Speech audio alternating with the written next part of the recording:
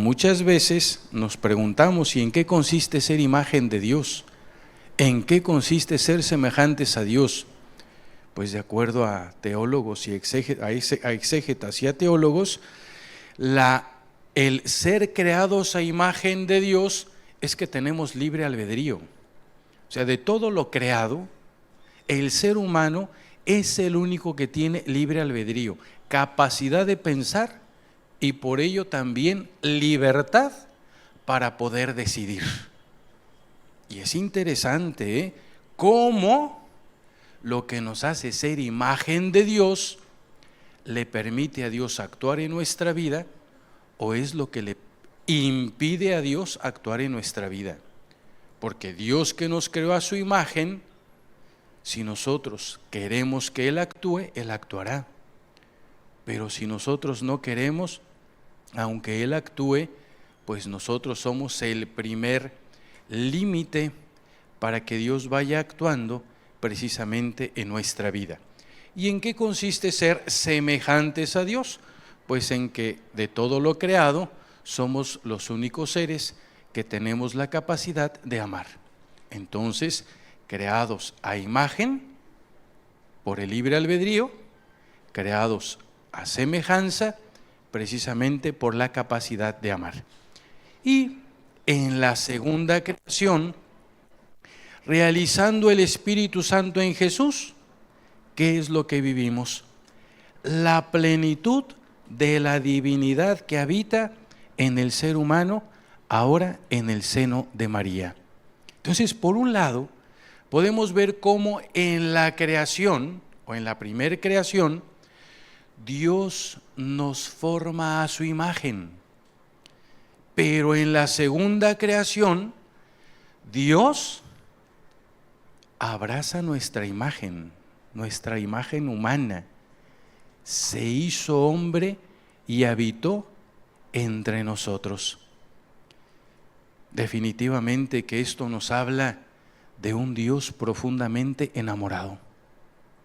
De un Dios enamorado. Porque no solo nos crea a su imagen y semejanza, sino que llegada a la plenitud de los tiempos, nos dice Gálatas, se hizo hombre y habitó entre nosotros. Entonces, podemos descubrir precisamente cómo en la segunda creación, ahora en el seno de María, tenemos la plenitud divina que abraza precisamente las realidades humanas de una nueva manera. Siguiente, por favor. Y entonces, dentro de la cita que escuchamos, llama la atención, te cubrirá con su manto. Te cubrirá con su manto.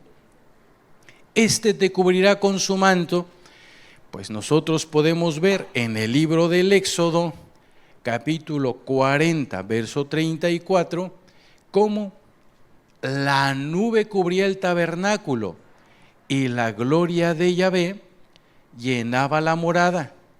Entonces la nube cubrió el tabernáculo de la reunión y la gloria de Dios la llenó. La gloria de Dios y cubrir la nube, el cubrir el tabernáculo, en el Antiguo Testamento es un signo de la presencia de Dios. O sea, Dios que baja, Dios que está junto a nosotros. Y con la nube, el pueblo de Israel siente precisamente ¿qué cosa? La presencia de Dios. En la segunda creación es en María la presencia de Dios se da precisamente en esta fecundación sobrenatural del Espíritu Santo, que es una acción divina. Y con esta acción, la virtud del Altísimo baja sobre ella. ¿Qué quiere decir? Que Dios está en ella. Que Dios está en ella. Entonces, María va a experimentar precisamente desde ese momento al Dios mismo que vive en ella, convirtiéndose así también en el tabernáculo, convirtiéndose en la tienda santuario del Hijo de Dios. Y todo esto se da precisamente ¿por qué? Porque es el Espíritu el que cubre el seno de María. Entonces María pone incondicionalmente su corazón a disposición del Espíritu Santo. Entonces podemos ver cómo el actuar del Espíritu en un primer momento crea precisamente en el seno de María al Hijo de Dios. Siguiente, por favor. Segundo punto, un Espíritu Santo que llena de gozo con la llegada de Jesús. Definitivamente que cuando Jesús llega a la vida del hombre, la vida cambia. La vida cambia. Y lo podemos ver en este segundo momento. O sea, el Espíritu Santo que llena de gozo con la llegada de Jesús. Al oír Isabel su saludo, el niño saltó de gozo en su vientre. Entonces Isabel quedó llena del Espíritu Santo. Isabel quedó llena del Espíritu Santo. Lucas 1:41. Qué cosa tan extraordinaria. ¿Cuántas veces María había saludado a su prima Isabel? Pero ahora el saludo es diferente.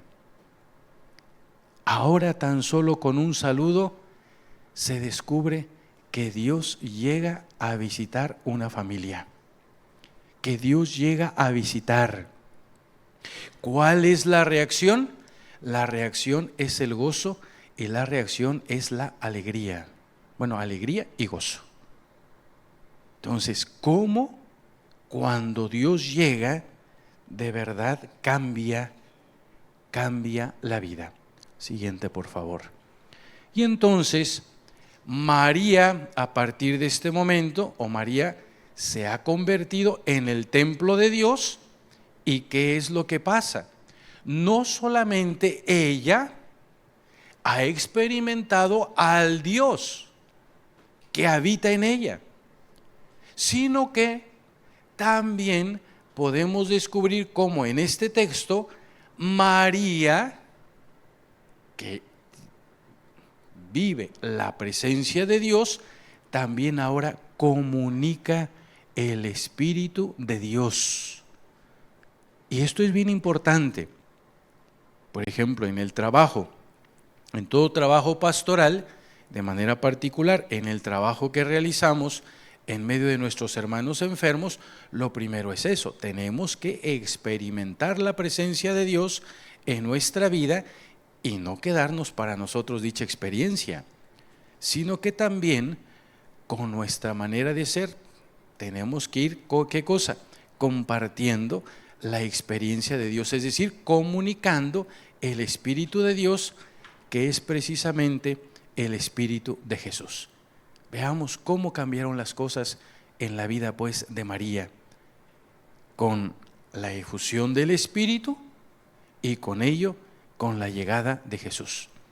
Entonces Isabel, con la llegada de María, siente la presencia del Espíritu Santo que transforma en Cristo una realidad.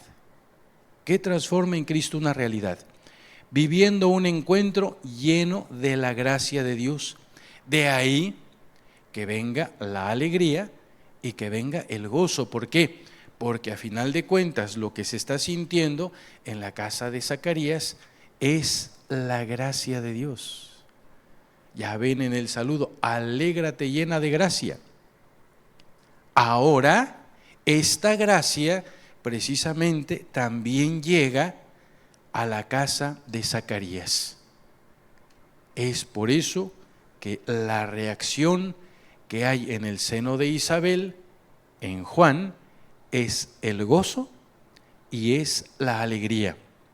María trae a Jesús y con ello se experimenta una alegría profunda y una manifestación del poder transformador de Dios. María ya no llega sola. María llega con Jesús y con la llegada de Jesús el Espíritu de Dios actúa. Entonces llevamos dos características. Siguiente, por favor. Y entonces podemos ver cómo María aparece como un canal de gracia. Como un canal de gracia y puente entre Dios y los hombres. Fuente incesantemente colmada por el manantial que habita en sus entrañas.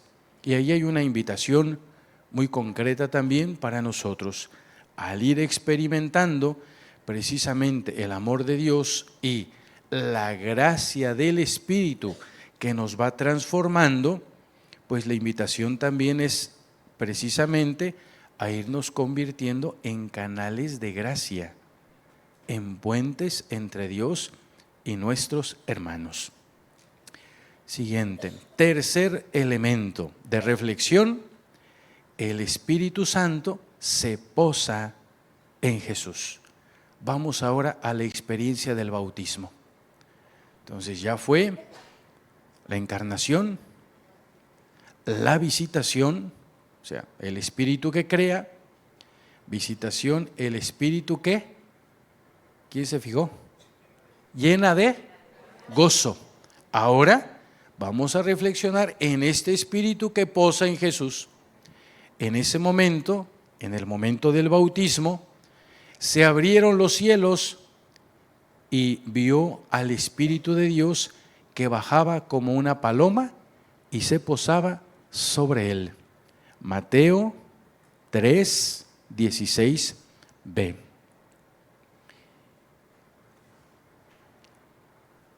En este momento se abrieron los cielos y el Espíritu de Dios baja y se posa precisamente en Jesús. En el bautismo podemos ver a Jesús que no posee simplemente al Espíritu, sino que es poseído por Él, convirtiéndose en el ungido de Dios. Jesús se siente lleno del Espíritu de Dios. Es consciente de ser hijo de Dios, de su conciencia de filiación y también de su misión. ¿Qué es lo que hace precisamente el Espíritu de Dios en la vida de Jesús? Le da esta conciencia. Cuando el Espíritu Santo se posa en Jesús en el bautismo, lo ayuda a tener una conciencia más plena de quién es en medio de este mundo, de cuál es la misión precisamente de Jesús. Eso también es lo que va haciendo el Espíritu de Dios en la vida de cada uno de nosotros. Desde nuestro bautismo y a lo largo de nuestra vida espiritual, sacramental, el Espíritu de Dios va creando en nosotros de igual manera una conciencia. En primer lugar, somos hijos de Dios. Y esto no se nos tiene que olvidar. Somos hijos de Dios. Pero también el Espíritu Santo, el Espíritu de Dios, va a ir creando y clarificando cuál es la misión a la que Dios nos está llamando precisamente a cada uno de nosotros en nuestra vida. Y lo vamos a ver precisamente en la siguiente. Adelante, por favor. Fíjense, aquí pongo un ejemplo. El Espíritu Santo que posa en Jesús, nos encontramos con Juan el Bautista y con Jesús. Ambos bautizan, pero es interesante cómo Juan el Bautista vive en el desierto. Marcos 1, 3, 4, Lucas 3, 1, 6, y lo que pide, y lo que vive, ahí es un error, y lo que vive precisamente es un distanciamiento de los demás. ¿Por qué? Porque de acuerdo a la palabra de Dios o a los evangelios, Juan vivió en el desierto, en este ambiente de oración, de ayuno, de interiorización, pero que lo alejaba de los demás. ¿En qué momento tuvo la oportunidad o tenía la oportunidad de convivir? Cuando bautizaba. Pero es un hombre del desierto, es un hombre que va creciendo y va viviendo en la soledad. Mientras que Jesús va en busca de la gente. Recorría pueblos y aldeas. Y ahí tenemos un texto de referencia, Lucas 9:35. O sea, cómo el Espíritu de Dios lo lleva no a quedarse en un lugar, sino a ir a los lugares que más pueda. ¿Para qué? Pues para hacer presente el reino de los cielos. Segundo, Juan predica la conversión de los pecados. Referencia, Lucas 3, del 1 al 12. Mientras que Jesús anuncia la llegada del reino de Dios. Es por eso que Él no puede quedarse en este lugar. Entonces veamos cómo el Espíritu de Dios nos va ayudando a cada uno de nosotros, ¿a qué cosa? A ir creciendo en la conciencia de la identidad, pero también nos va ayudando a clarificar la experiencia de la misión. Es el Espíritu de Dios el que precisamente nos va ayudando a cada uno de nosotros a descubrir quiénes somos y qué es lo que Dios nos está pidiendo dentro de su proyecto de salvación. Siguiente, por favor.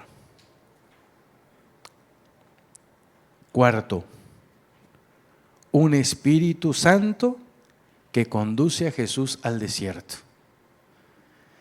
Qué interesante. O sea, un espíritu que crea, un espíritu que llena de gozo, un espíritu que se posa para dar identidad y clarificar la misión. Y ahora nos encontramos con un Espíritu Santo que conduce a Jesús al desierto.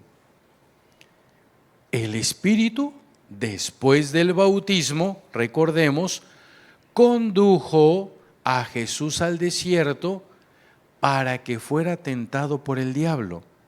Mateo 3:1. Jesús volvió de las orillas del Jordán lleno del Espíritu Santo y se dejó guiar por el Espíritu a través del desierto. Esto es bien interesante. Sabemos que bíblicamente el desierto es un lugar de prueba, es un lugar de purificación, pero pocas veces también vemos que el desierto es una experiencia de fortalecimiento, es una experiencia de interiorización, Entonces, podemos ver que es inmediatamente después del bautismo, dicen los evangelios, que el Espíritu empuja a Jesús al desierto. Recordemos cómo los grandes místicos, después de sus experiencias inaugurales, necesitan un tiempo de soledad, de reflexión y de oración. Jesús es el místico por excelencia. Y después de esta experiencia de vivir en el Espíritu de Dios, que ha descendido en su bautismo, de poseer el Espíritu de Dios, tiene 40 días de oración, 40 días para meditar, 40 días en soledad y en ayuno. ¿Para qué? Para interiorizar. ¿Cuántas veces en la experiencia del desierto de Jesús, pues luego nos vamos a las pruebas del maligno? Esas fueron hasta que acabaron, hasta que acabó su experiencia del desierto. Pero mientras, después de la experiencia del bautismo, Jesús en el desierto se mantiene empujado por el Espíritu, como vimos en los textos anteriores, ¿verdad? Acompañado por el Espíritu, se mantiene precisamente en esa actitud orante. Y esto es algo que sabemos, pero muchas veces le vamos perdiendo esta conciencia. En el desierto, en primer lugar, nos encontramos a un Jesús dócil al Espíritu de Dios, a un Jesús que está en continua oración, a un Jesús que está también en una experiencia de interiorización mediante el ayuno también. Esa es la figura que de alguna manera nosotros podemos ver en Jesús. Entonces también podemos ver cómo el desierto se convierte en una experiencia de discernimiento. No solo de interiorización, sino también en una experiencia de discernimiento. Y entonces sí, antes de concluir su tiempo de soledad, oración y ayuno, se encuentra en lucha con el espíritu inmundo. Pero al final deja claro que el Espíritu Santo es el que vive en él y él en el Espíritu de Dios. Esto no podemos perderlo de vista. Aunque Jesús es tentado, nos deja claro al final que Él es alguien que vive en la docilidad del Espíritu y que el Espíritu está en Él. Es por eso que puede vencer las tentaciones. Porque nosotros muchas veces caemos en las tentaciones en nuestra manera de ser, en nuestras identidades o en nuestra identidad y también en nuestras misiones. Pues porque nos está faltando ser conscientes de estas experiencias de desierto, donde fortalecemos, en primer lugar, en un ambiente de interiorización, de interioridad, nuestra identidad y nuestra misión, en recogimiento, en oración, en ayuno, en meditación. Y vamos siendo conscientes de que no somos nosotros los que guiamos las cosas.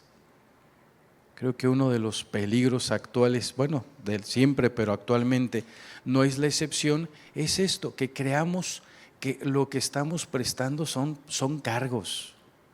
No, no son cargos, son servicios. O sea, tenemos que dar un cambio en la mentalidad.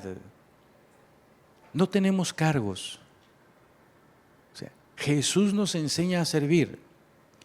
Y todos los servicios pastorales o todas las encomiendas pastorales que de alguna u otra manera nos van haciendo y en diferentes tiempos son servicios. De ahí la importancia de que aún en medio de las experiencias del desierto, nosotros que aprendamos a mantenernos dóciles al Espíritu de Dios.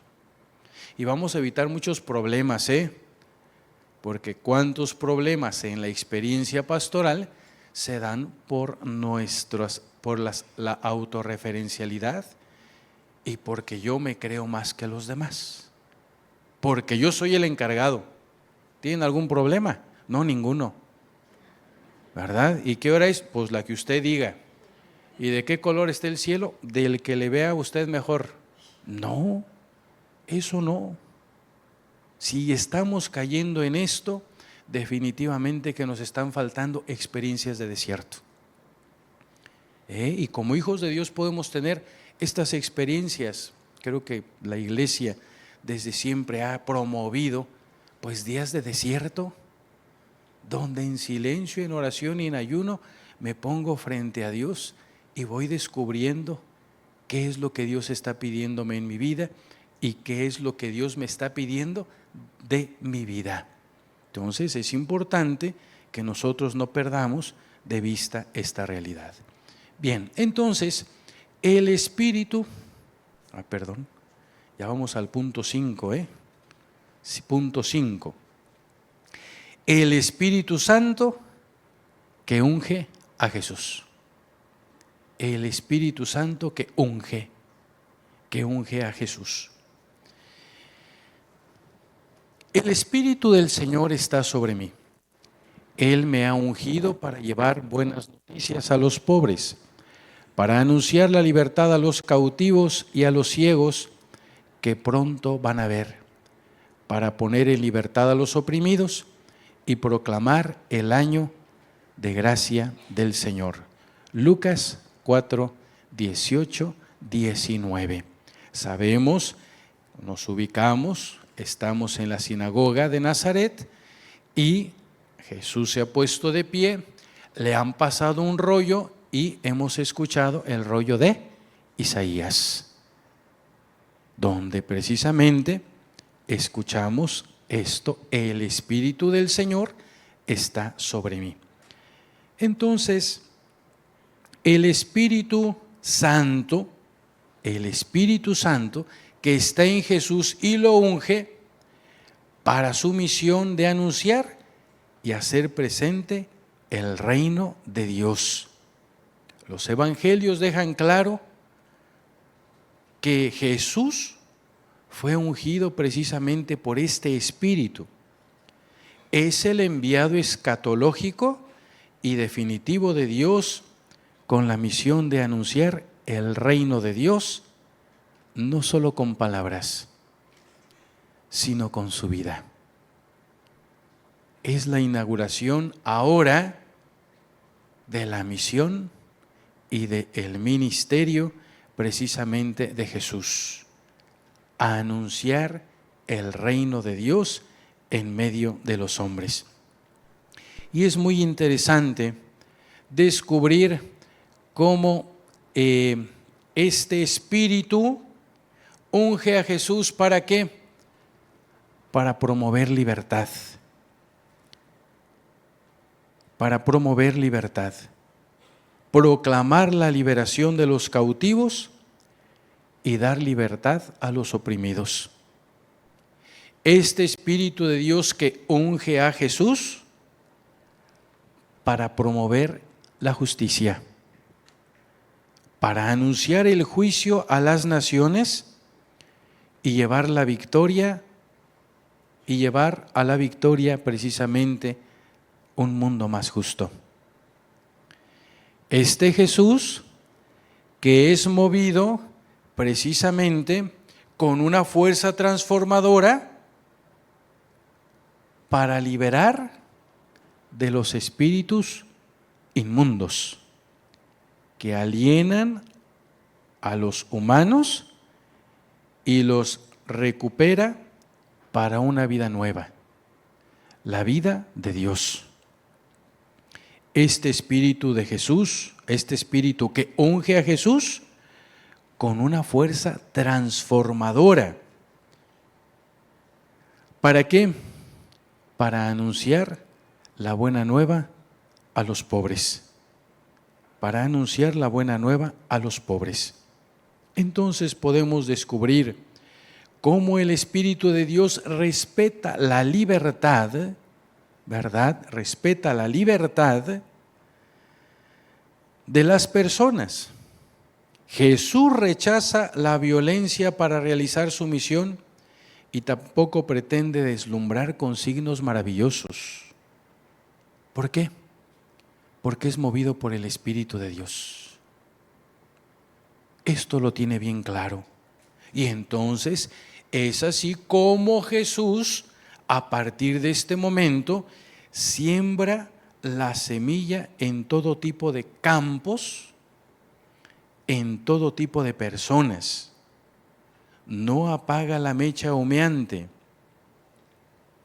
y no quiebra la caña desquebrajada. Jesús, a partir de este momento, tiene claridad que ahora su misión es sembrar esta semilla a todos los hombres y en todos los lugares, sin importar las circunstancias, sin importar las fronteras. ¿Por qué? porque el Espíritu de Dios hace saltar las fronteras del pueblo elegido y su horizonte ahora es universal. Anuncia el juicio a las naciones y en su nombre pone las naciones, o en su nombre lleva a las naciones un mensaje de esperanza. Entonces es precisamente esta conciencia del Espíritu de Dios que unge a Jesús y que ahora lo está enviando a anunciar la buena nueva y a transformar con la llegada del reino las realidades humanas. Entonces llevamos hasta este momento 5 elementos de reflexión. A ver, vamos a ver si se acuerdan. ¿Cuál fue el primero? Que el Espíritu crea. Muy bien. Segundo, ¿qué cosa? Llena de gozo. Tercero, se posa en Jesús en el bautismo. Cuarto, conduce aún en medio del desierto. Quinto, unge a Jesús. Sexto, Jesús con el Espíritu Santo libera de la opresión del maligno. La experiencia del Espíritu es tan intensa en Jesús que cae en la cuenta de que el reino de Dios ya está irrumpiendo. En efecto, tras la unción por el Espíritu en el bautismo y después en su experiencia o estadía del desierto, Jesús inmediatamente, ¿qué es lo que hace? Se pone a proclamar que el tiempo se ha cumplido, que el reino de Dios está llegando y es tiempo de convertirse y creer en el Evangelio. Esto lo encontramos en Marcos 1, 14 y 15. Ya llegó el tiempo. Llegó el tiempo no solo de haber experimentado el amor de Dios, sino de ahora también compartir dicha experiencia con los demás. Y entonces vamos aquí a ayudarnos de 2 pequeños elementos. Hay muchísimos, pero yo quise nada más poner 2 elementos. Primero, el liberado de Gerasa. Se fue. Es interesante cómo después de su liberación del espíritu maligno, este que ha sido liberado se fue a su casa. ¿Y qué es lo que hizo? Empezó a proclamar por toda Decápolis lo que Jesús había hecho en él. Fíjense, alguien que estaba oprimido por el espíritu del mal, en cuanto Jesús lo toca, ahora en libertad, anda anunciando lo que Jesús ha obrado en él. Aquí el texto es Marcos 5, 19, 20. Entonces podemos ver cómo los exorcismos de Jesús tienen una carga fuerte de crítica, pero al mismo tiempo de transformación social. Pues Jesús, al liberar del maligno, ¿sí?, los libera de estar marginados de la sociedad. Y entonces los lleva precisamente ¿a qué cosa? A volver a integrarse a esta sociedad. Rompe de alguna manera con el equilibrio social, porque toda sociedad, lamentablemente, necesita una válvula de escape, una especie de bolsa para contener sin fugas a los marginados. ¿Cuántas veces no hay marginados, pero la misma experiencia humana va marginando a hermanos? ¿Cuántas veces pasa hasta en la misma familia, donde todos somos iguales y con maneras de actuar o de vivir vamos empezando a marginar, como si tuviéramos necesidad? Como si tuviéramos necesidad de marcar diferencias. Y entonces cuando la persona quiere cambiar, es cuando viene el problema. ¿Cuántas veces también en nuestra misma vida, cuando Dios nos fue llamando a estar cerca de Él, pues los primeros que sufrimos incomprensión fuimos nosotros mismos? Yo me acuerdo que cuando dije que me iba al seminario me dijeron, ¿estás loco? Pues sí me lo dijeron. Y pues no se ha acabado la locura, ¿verdad? La misma familia, muchas veces por dar decisiones en favor del amor de Dios, nos margina. ¿Y cuántas veces nosotros con nuestra manera de actuar, sin darnos cuenta también, vamos marginándonos precisamente del resto de la comunidad? ¿Y esto por qué lo digo? Porque llama la atención cómo en cuanto el que ha sido liberado del espíritu del mal, del maligno, y empieza a anunciar lo que Jesús hizo por él y en él, la gente le pide a Jesús que se fuera. Véteme de aquí. Déjanos como estamos, Déjanos. Entonces es interesante pues descubrir cómo este hombre que se fue a proclamar por toda la Decápolis lo que Jesús ha hecho en él, también es lo que va a hacer que lleguen ante Jesús y le digan, vete de aquí, vete de aquí. Y segundo, los líderes del pueblo captan el peligro que encierra la actividad liberadora precisamente de Jesús. Mateo 12, 22, 24, 25b y 28. ¿Por qué? Porque precisamente los líderes del pueblo captan el peligro que encierra la actividad liberadora de Jesús.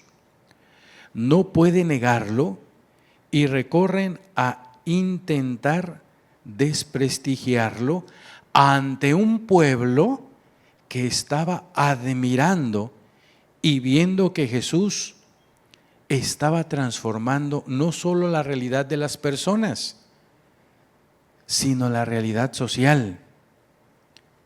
Nunca hemos visto cosa igual en Israel. ¿No es este el hijo del carpintero? La gente estaba admirada.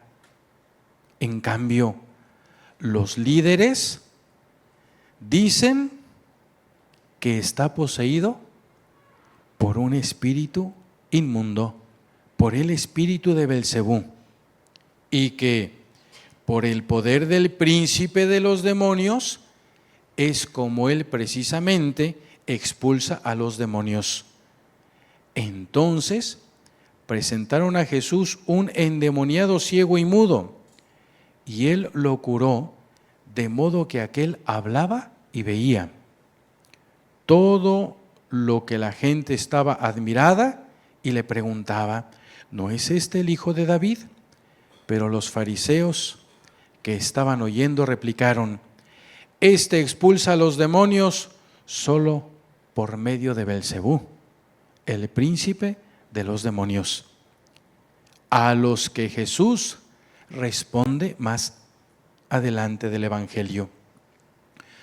Todo reino dividido contra sí mismo va a la ruina. Jesús prosigue el razonamiento y llega el momento clave en el que Jesús anuncia lo que está haciendo. Pero si yo expulso a los demonios con el poder del Espíritu de Dios, es porque ha llegado a ustedes el reino de Dios. Entonces podemos ver cómo esta unión entre Jesús y el Espíritu ahora está liberando de todo tipo de esclavitudes que puede haber en el corazón, en la vida y en las realidades humanas. En las realidades humanas. Si Jesús está actuando de tal manera, no es porque esté poseído por el espíritu de Belcebú, sino porque está actuando en y con el Espíritu de Dios. Entonces, Jesús el ungido por el Espíritu de Dios libera de la enajenación y alienación a los poseídos por el espíritu inmundo y no devuelve a los liberados a la vida convencional en la que tanto habían tenido que sufrir, sino que ahora los incorpora a la vida que habían perdido y también los incorpora a la acción del reino de Dios. Esto es extraordinario. Después de lo que Jesús hace en estos endemoniados, lo que hace Jesús precisamente es devolverlos a su vida ordinaria. Y segundo, los une a la acción del reino de Dios, a la instauración del reino de Dios. Ya ven cómo, sobre todo en el Evangelio de Lucas, que es el Evangelio del camino, que nos va al ir caminando, nos va descubriendo este rostro compasivo y misericordioso. Es muy bonito descubrir cómo a los endemoniados que lo quieren seguir incluso les dice: no, ve con los tuyos, ve a tu casa y comparte lo que Dios ha hecho en tu vida. En tu vida.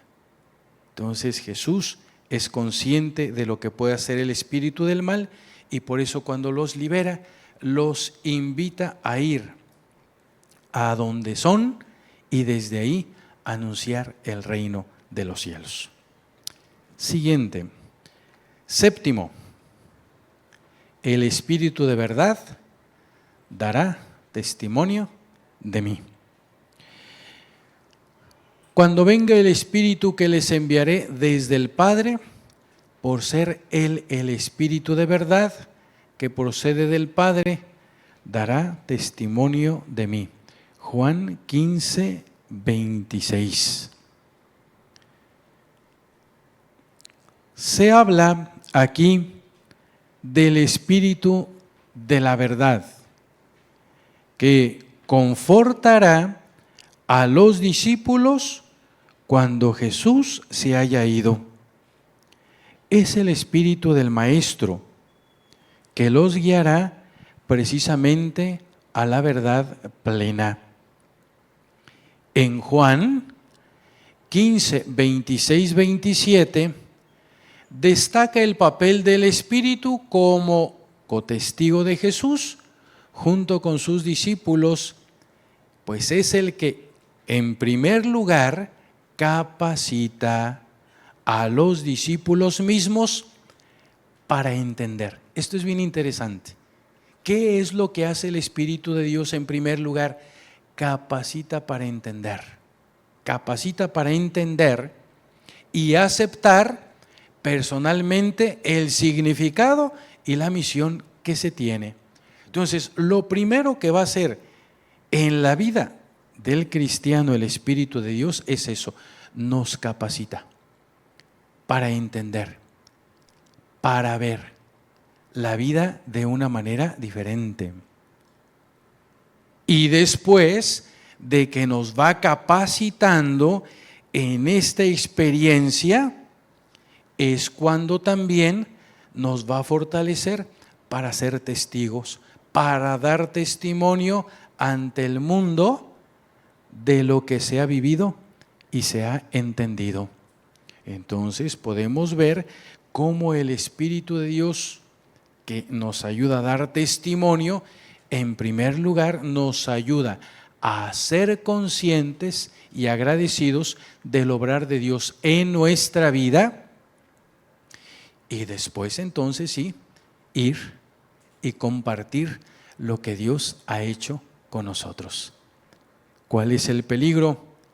El peligro es que nos convirtamos precisamente en testigos vacíos o en testigos que nos quedamos en una primera experiencia y no estemos renovando dicha experiencia. Porque el Espíritu de Dios, en diferentes maneras, en diferentes tiempos, ve la manera de vivificarnos. ¿Cuál puede ser el peligro? El que nosotros no estemos abiertos precisamente a este Espíritu de Dios, que es el que nos va ayudando a comprender en primer lugar y nos va haciendo capaces precisamente de lo que Dios va obrando en nosotros. O sea, la palabra de Dios, cuando nos toca compartirla, no es para los demás, es para nosotros en primer lugar. Es para nosotros. O sea, los primeros destinatarios somos nosotros. Esto nunca lo podemos perder de vista. Un Espíritu de Dios que nos está vivificando en la palabra, en los sacramentos, en los pobres, en los hermanos. ¿Cuántas veces el Espíritu de Dios nos va haciendo conciencia? Pues a veces hasta en hermanos de los que menos esperamos. Yo recuerdo a un señor mayor allá en una comunidad de Querétaro, no en la sierra, pero en una comunidad rural, cieguito, cómo le llevaba la comunión, y un domingo estaba haciendo la profesión de fe, él solito, en voz alta. Pero me quedé admirado. ¿Por qué? Porque iba diciendo cada parte del credo y iba diciendo el por qué. O sea, creo en Dios Padre. Y él decía, ¿por qué creía en Dios Padre? Cómo las lecciones que el Espíritu de Dios nos va dando de diferentes maneras, en primer lugar, ¿qué cosa? Nos van capacitando para comprender y vivificar más nuestra experiencia con Dios y entonces desde ahí también convertirnos en estos testigos a los que Dios nos está invitando a ser. Entonces, dos elementos que nos ayudan precisamente para ir creciendo en esto. El Espíritu Santo es presentado como testigo de Jesús. Ser testigo presupone un proceso aplicado al Espíritu Santo y dicho proceso tiene dos elementos fundamentales. Primero, un proceso interno, el de la propia fe, en el que se han tenido y puede haber dudas, titubeos, tentación. Entonces, ¿cuál va a ser la tentación? Exigir pruebas que justifiquen las pretensiones de Jesús. Ha habido deserciones y abandonos por parte de algunos discípulos porque no han entendido o porque se han escandalizado. Confrontar Juan 6, 60 y siguientes. ¿Cuántas veces nosotros ante las realidades precisamente que vamos viviendo en esta experiencia de Jesús hay dudas, hay pruebas, hay tentaciones, pero aún en medio de ello es necesario ¿qué cosa? Fortalecer una experiencia de fe. No podemos ir permitiendo que nuestra vida se haga más grande el ruido mental de las dudas y de las pruebas, sino que más bien dentro de tenemos que ir acrecentando la experiencia de interiorizar, desde la fe lo que estamos viviendo. De lo que estamos viviendo. Y eso es importantísimo. Muchas veces en nuestra vida, miren, les pongo el ejemplo, tenemos un plato de arroz y tenemos tantos granos blancos y nos podemos quedar en la manchita del arroz. ¿Cuántas veces vamos magnificando o haciendo más grandes esas experiencias? ¿Cuántas veces en nuestro día, por ejemplo, tenemos experiencias extraordinarias? A las 5 de la tarde tuvimos una mala experiencia y ¿cómo terminamos el día? Mal. Oye, ¿y todas las buenas experiencias? Nos quedamos en las pruebas. Nos quedamos precisamente en qué cosa, en los titubeos y en las dudas. Y se nos va olvidando cómo el Espíritu de Dios, mediante la experiencia de la fe, nos va vivificando aún en medio de las pruebas. Nos va vivificando, porque eso es lo que hace. Y segundo, el proceso externo al que ha sido y es sometida la comunidad cristiana por parte de los dirigentes del pueblo.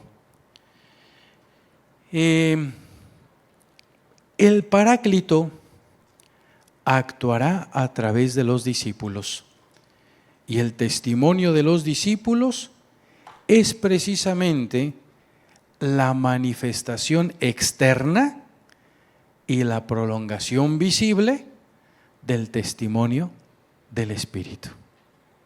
Entonces, una cosa es cómo en medio de la prueba el Espíritu me ayuda desde la fe a vivificar mi vida, y esto en segundo es lo que nos va a permitir también que nosotros nos convirtamos en instrumentos creíbles para que el Espíritu de Dios sea el que esté actuando en medio de las dificultades de este mundo actual. ¿Cuántas veces en los hospitales o en casas nos hemos encontrado personas con situaciones bien complicadas, pero que lo único que nos transmiten es una paz y una fe tan profunda que nos quedamos callados? ¿De qué nos habla?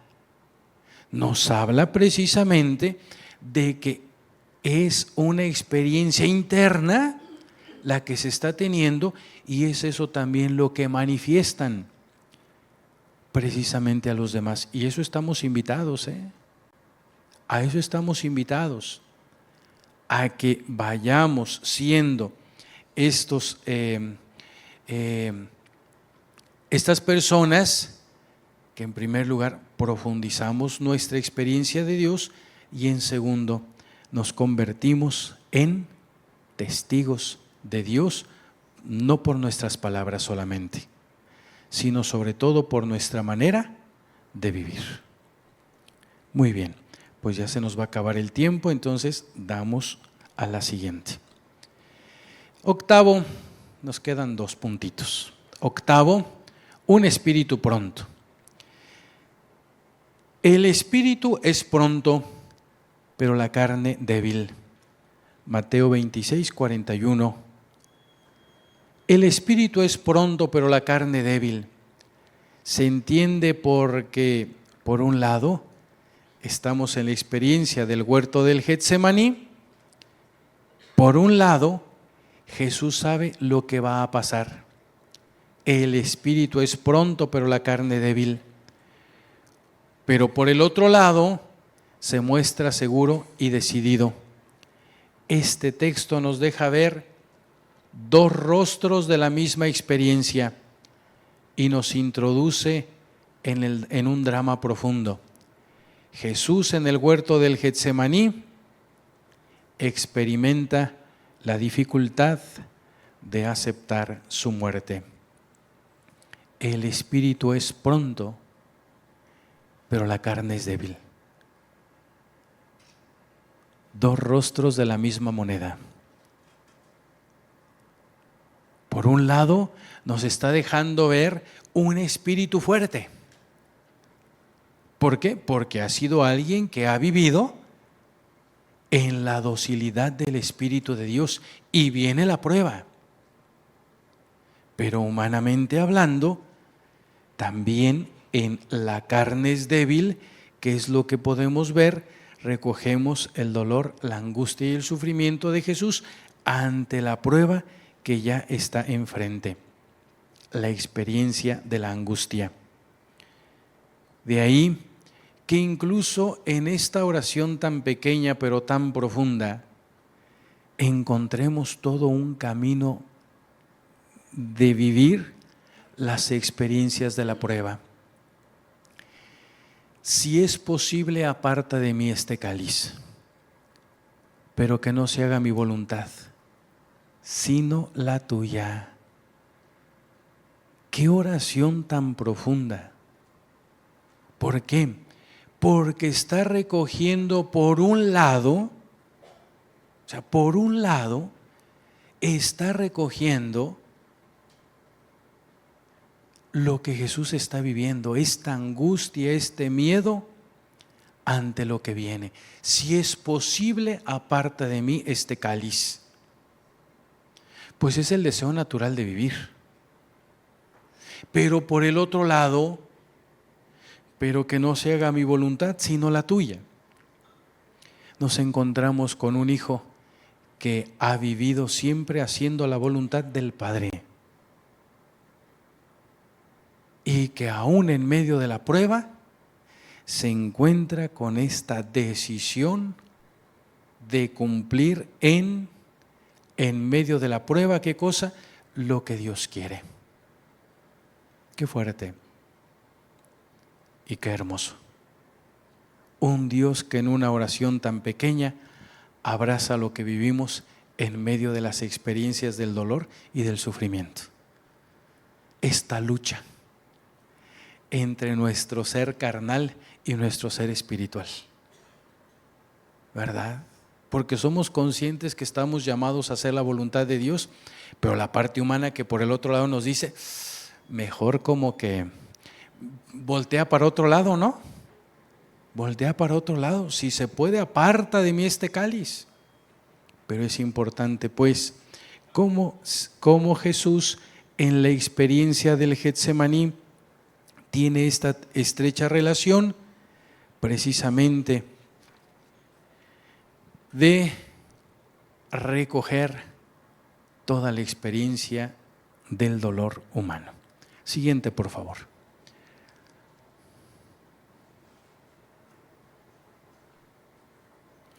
En medio de estas dos caras de la misma moneda, que Jesús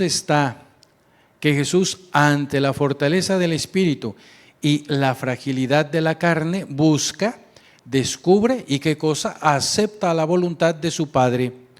Solo con la oración se tiene la capacidad de cumplir la voluntad del Padre y librarnos de caer en la tentación. Solo en la oración se tiene esta posibilidad de cumplir la voluntad del Padre y que nos libere de la tentación. Y aquí hago de una manera muy sencilla, incluso como la oración del Getsemaní tiene una estrecha relación con el momento en el que Jesús enseña a sus discípulos a orar. En ambos se invoca a Dios de modo directo y confiado, llamándolo Padre. Mateo 6:9 y Mateo 26:39. En ambos, Padre Nuestro y en el Getsemaní, el centro de la acción es el deseo de cumplir la voluntad del Padre. Mateo 6:10, Mateo 26:39 y 42. Tercero, en ambos se menciona el peligro de caer en la tentación. Mateo 6:13, Mateo 26:41. Siendo una oración que se convierte en un ejemplo de cómo hacer nuestra oración como discípulos desde la oración filial en relación con Dios nuestro Padre. Y por último, un espíritu entregado. Pero nuevamente Jesús dio un fuerte grito y entregó su espíritu. Mateo 27:50.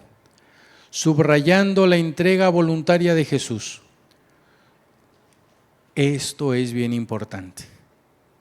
Esto es bien importante. Subrayando la entrega voluntaria de Jesús.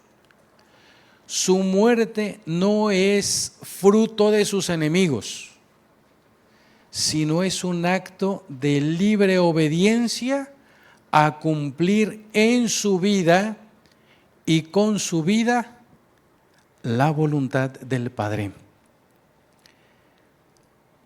Incluso en Juan 19:30 escuchamos: después inclinó la cabeza y entregó su espíritu, teniendo un doble significado. Jesús, en su muerte, y de ese modo entrega al Espíritu a los creyentes. Su sangre y agua que fluyen del costado se convierten ahora en un manantial de vida. Jesús, después de concluir su obra, le falta una cosa: entregar su espíritu, comunicar su espíritu. A esto hacen referencia dos detalles del texto. Tengo sed, que lleva a pensar en el agua como símbolo del Espíritu Santo, Juan 7:37, y la entrega del Espíritu que se convierte en el Pentecostés juánico. Entonces podemos ver cómo en la experiencia de Jesús, cuando ya ha concluido su vida, entrega el Espíritu. Entrega el Espíritu. Y en San Juan pues viene a ser este Pentecostés. Pues bueno, son 10 pequeños elementos, 10 elementos más bien, que les invitaría a que cada uno de nosotros también vayamos haciendo nuestros. ¿Por qué? Pues porque a final de cuentas Jesús, queriendo cumplir la voluntad del Padre en la docilidad del Espíritu Santo, podemos ver cómo abraza nuestra vida desde el comienzo, a lo largo de la vida y hasta el final de nuestra propia vida. Pues muchas gracias.